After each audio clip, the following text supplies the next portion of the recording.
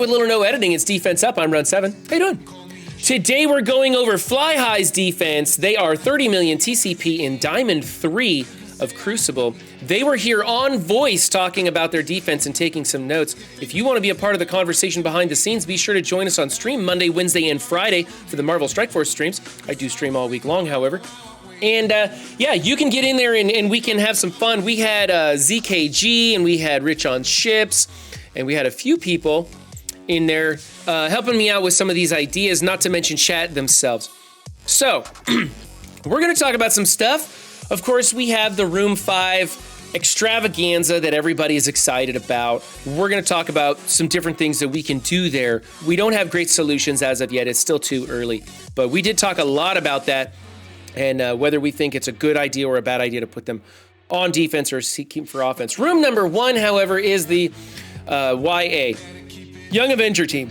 Now, with this team, what we want to do is we want to swap places with America Chavez and Kate Bishop just to help give Kate Bishop a little more longevity. She's kind of a hot target. You don't want her taking splash damage, but otherwise, really not a big deal. We're going to go A-. This is a team, however, we're going to move it to Room 3. In Room 3 right now, we have the Infinity Watch, which is another Striker Skirmisher combo team, but they don't need the tools that are happening. I'm filming a show here. Thanks, chat. Appreciate that. For the love of God. So we're gonna move the Infinity Watch out of Room 3 and put them into Room 1. So this one moves. It's an A-, and then over here we have the Bionic Avengers.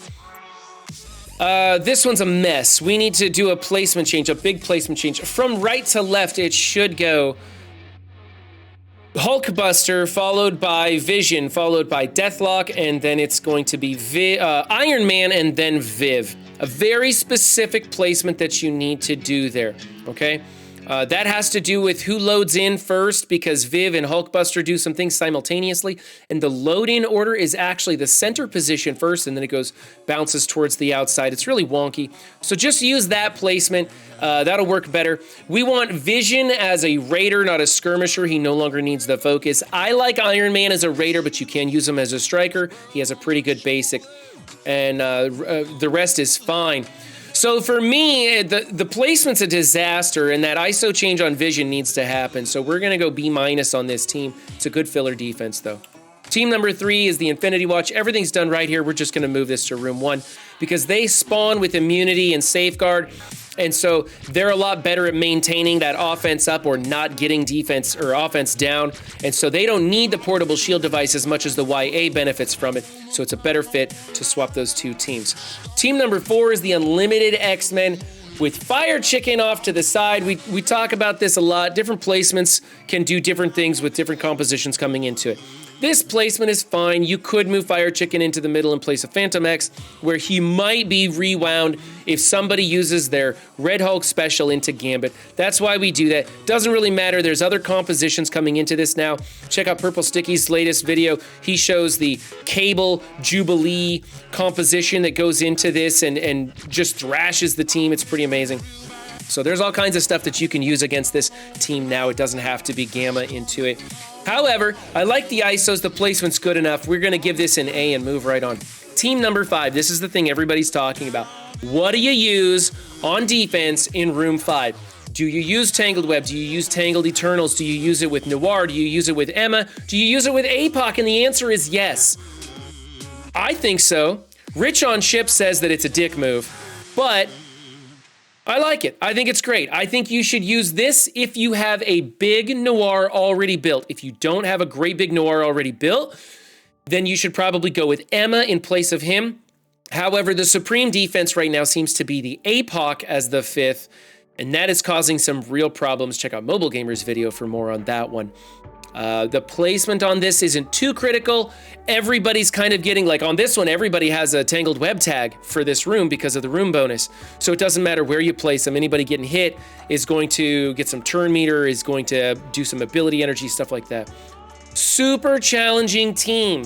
One of the most surefire ways, except I found a way to make it fail today on stream, is going into it with Minerva and 4 duds. You wait for the last 3 seconds. Be sure to change the speed down to like speed 1 or something. And then you use the Minerva ult. 99 kills everybody, then Minerva uses her ult, takes 20% health away from everybody. That way, the Eternals don't do their heal-up maneuver. Everybody still gets revives, but the Eternals don't do their heal-up thing halfway through. That helps on the counterattack, on the second attack, which is probably going to be like I use Darkhold and APOC, right?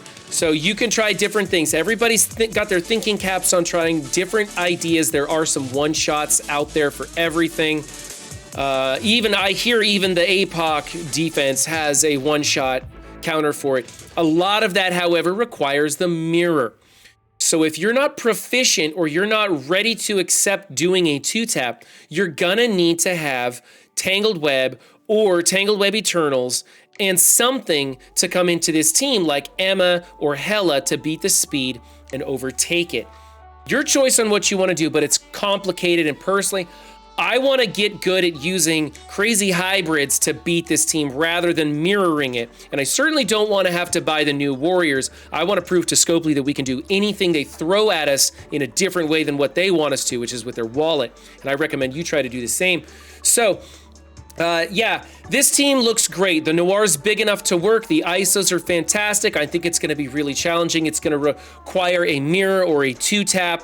Yeah, so I think it's good. The only other case to be made is, are you able to two-tap your way through their defense if you see something like this? Make sure you have the pieces in play and research your content creator videos to find the stuff that you need to make that work. So A for the team. Let's go check out room number 6. Oh my God, I'm so surprised to see the Wakandans in 6. Did anybody call this one? That's right, Zero was ready with that channel point shout out, right?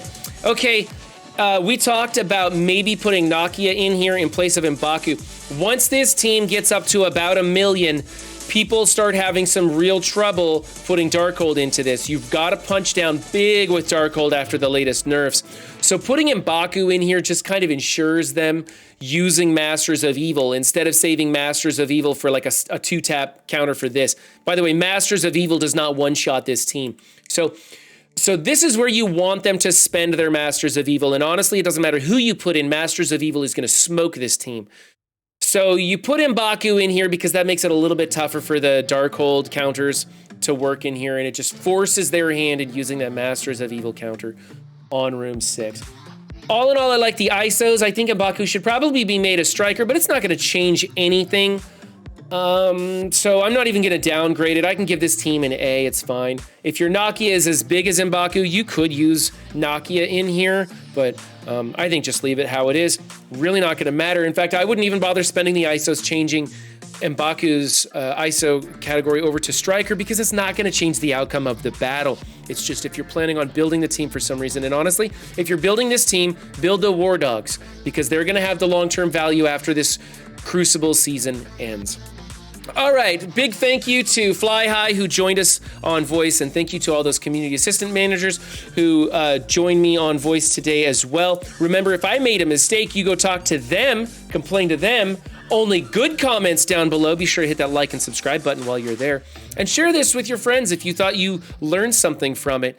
Pass it along. All right, guys, don't just have a good game, be good to yourselves and others too, and I'll catch you next time. Bye.